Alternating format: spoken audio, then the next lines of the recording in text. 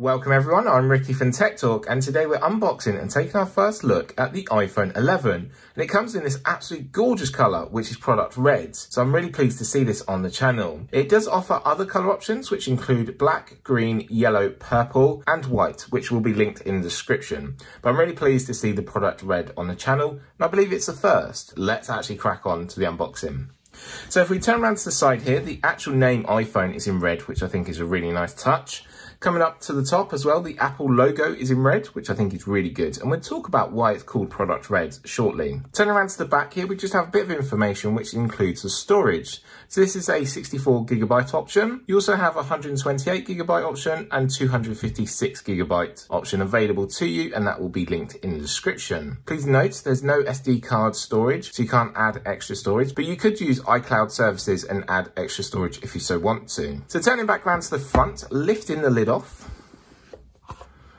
First of all, we are greeted with our device. So taking out our device here, and let's show you the back of this, and it is in product red, and it looks really nice. It's really shiny and really glossy, and obviously you've got your dual cameras up there at the top, which we'll talk about as well as we go through the unboxing. Then moving on to our paperwork, you've got designed by Apple in California. So let's see what we get inside here. So that's the side. So you have your SIM tool, so you can extract your SIM. We've got Hello, which I think is going to be a very quick guide. So just letting you know about the gesture controls and letting you know about your device. And again, we've got more options on the back here, but obviously I can go through anything. If you do need any help, leave a comment down below. We have some Apple stickers here. Shame they're not product red. We've got warranty and safety information, and then we've got about the actual product red here. So let's go through why it is called product red and what actually Apple offer. In partnership with Red, Apple will contribute a portion of your iPhone purchase to the Global Fund to support HIV and AIDS programs and help deliver an AIDS-free generation. Learn more or donate at www.red.org. Underneath, you'll find your lightning connected earpods. So these are not AirPods, but they're earpods. And also there's no adapter either. Please be aware of that. So if you do need to connect a 3.5mm headphone jack to your iPhone, you will need to buy a separate adapter. The link will be in the description to the best price, but this uses a lightning connection. Underneath that, you're going to find your lightning to USB-A for syncing and charging. And finally, here in the UK, you're going to receive a 3-pin plug. You might notice this is a little bit different now compared to the one I received with my iPhone 11 Pro. That's because this doesn't use fast charging. So obviously I have the iPhone 11 Pro, which means that I can use a fast charging option, which is 18 watts of charging, but you won't get that through this option here. So you'll need to buy that plug separately. So that's everything that's in the box. Really nice to see everything there. So let's move this all out of the way and actually go into our setup process and actually go in and sort of delve in a little bit more into our device, and I can give you loads of key details, some specs and some features. So let's power on our device. The power button is down the right hand side. So there we go, it's powering up. So obviously colour difference there, it's quite hard to tell where the power button is. There is a textural difference as it is slightly raised, but it might be nice to have a colour difference. Obviously you can see the antenna bars are in red as well. Everything colour matches with Apple, except when you come around to the camera here, this section here would have been nice to actually match, but because it's different to the glass section here, it's slightly different in colour. But around the lenses, again, it colour matches, which is really nice. Then obviously your Apple logo shines and shimmers in all the light there, being bright and silver. Coming down to the bottom as well, it looks really nice what they've put the effort into here as well. It all colour matches, which I think is really important. I've never actually had a look at the iPhone 11 before till today, and also I've never looked at colour variants from Apple, and Apple really come out with different options this year. As you know, with the iPhone 11 Pro version, they offered midnight green, which I jumped for and got. I know you've seen that on the channel. If not, that will be linked in the description. But to have such a range of different colours is so nice from Apple. So we're greeted with Hello here. Swipe up to begin. So we're going to swipe up to begin. Our first option is to select our language, which is English, and then United Kingdom, which is correct as well here. So before we move into the setup process, a couple of things that I want to talk about. As you know, I'm an advocate for accessibility on smartphones, and Apple has slightly changed this now by adding accessibility options more at the beginning of your setup process. So there's two different ways. One is by triple tapping this power button here. Voiceover on. Setup. Back button. So then it will talk over everything for you. So I can highlight this section. Quick Start. Heading. If you have an iPhone or iPad running iOS 11 or later, bring it nearby to sign in automatically. If you want, you can also set up this iPhone manually. So this will talk back everything to you, which I think is really great option. I'm so pleased to see Apple have put that into the setup process. So 1, 2, 3 again, and that will turn that off for you. Voiceover off. But also you might notice the accessibility icon is now up here at the top right hand side. Pressing this will bring up the accessibility options, which is amazing. Apple have finally listened and put in the accessibility options. So inside here, they don't just have 1 or 2 settings that we see from other companies. They have a whole range of different settings. Got voiceover, so you can change voiceover. You've got zoom, you've got display size and text size, which I've changed already. Also, then you have motion, you have spoken content, we have touch, switch control, and keyboard. So loads of different options that we can change straight away. And I'm so pleased to see this.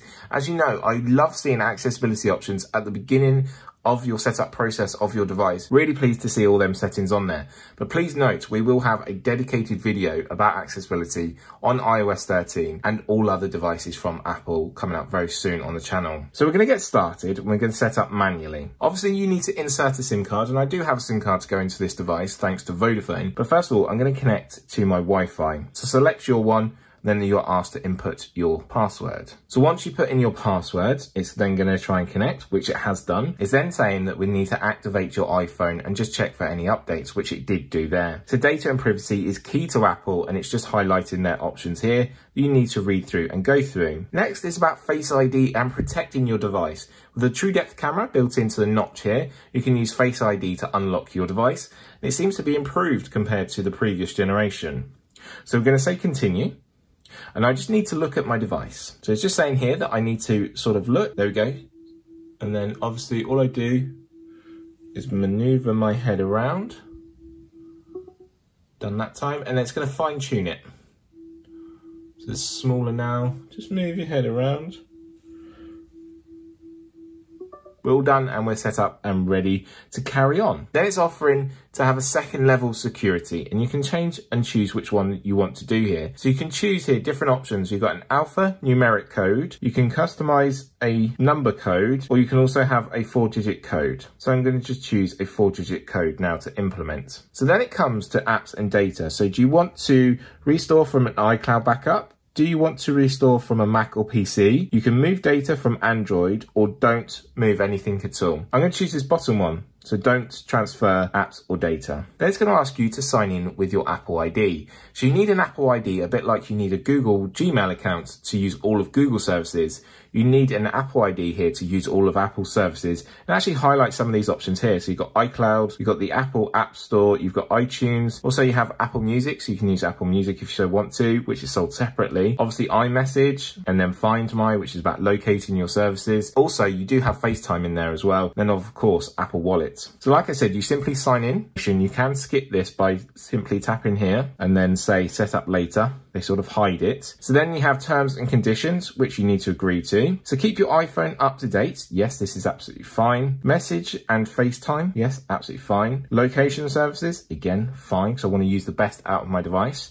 Siri. So the voice active system. Then we move on to screen time. So it's important to see how much time we're spending on our devices, especially if you are giving them to children. I don't think you're going to give a brand new iPhone 11 to a younger child, but screen time is really important, and I allow for this. iPhone analytics, so it lets you see information from your iPhone. So you can choose not to share, but I don't mind sharing. App analytics, again, you can choose to share if you so want to. True tone display, so you can see what the option is without it. And yeah, you can see it on camera actually. You can see a fine difference. So True Tone Display automatically changes and adjusts to the light you're actually using. So appearance, finally, we've got light or the dark side. What are you going to choose? I'm choosing dark side. So by choosing dark side, everything goes darker. It's easier to read and it's easier to get around your device. For me, being visually impaired, I find it easier. You might prefer the light side. Then also another accessibility option here is display zoom. So you have the options of display zoom. So please note, if you are going to use display zoom, that some of the wallpapers that are designed around the notch may look different. So bear that in mind. I'm going to continue as a default at the moment. So to go home, you'd swipe up. Switch between apps, you swipe up and hold. Quickly access controls, so you pull down. And welcome to iPhone. Swipe up to go home. So there we go.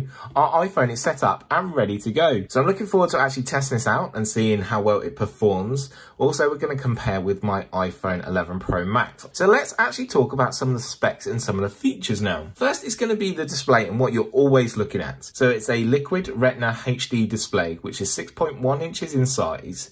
And it's an all-screen LCD multi-touch display with an IPS technology built into it. And Apple believes this is one of the best LCD displays available. The screen resolution is 1792 by 828, which is such a different resolution that I have seen before. That gives us a pixel density of 326 pixels per inch. It also offers a very strong contrast ratio, which is 1400 to 1. It has a true tone display, which I showed you in the setup process. It has a wide color display as well, which is P3 technology. It has haptic touch, so a little bit different to 3D touch, which means it takes a little bit longer for that option to actually happen. I prefer the 3D touch in my personal opinion. It offers 625 typical nits of max brightness at any one time. And it also has a finger resistant coating over the display. The iPhone 11 has protection for those that are a little bit clumsy and do have accidents. It's rated IP68 for splash water dust resistant. It's up to 2 meters submerged into water for 30 minutes, which I think is really quite impressive. So inside, you might ask what's running inside. It's running the A13 Bionic chip, which is Apple's fastest processor they've ever put in a smartphone.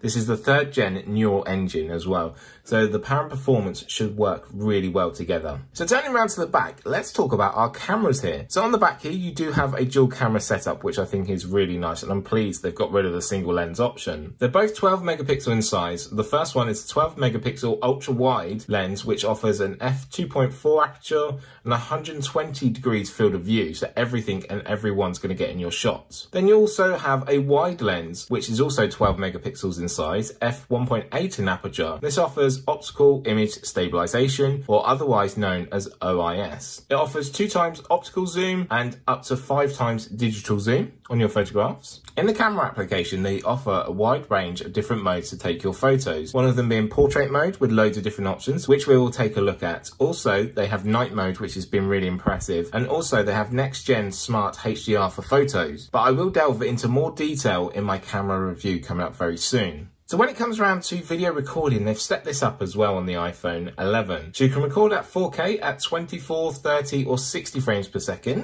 1080p at 30 or 60 frames per second, and then 720p at 30 frames per second. You've also got that OIS, which is optical image stabilization, on wide video option. You can have 2 times optical zoom and 3 times digital zoom as well in your videos. Coming around to the front, let's talk about our true depth camera now.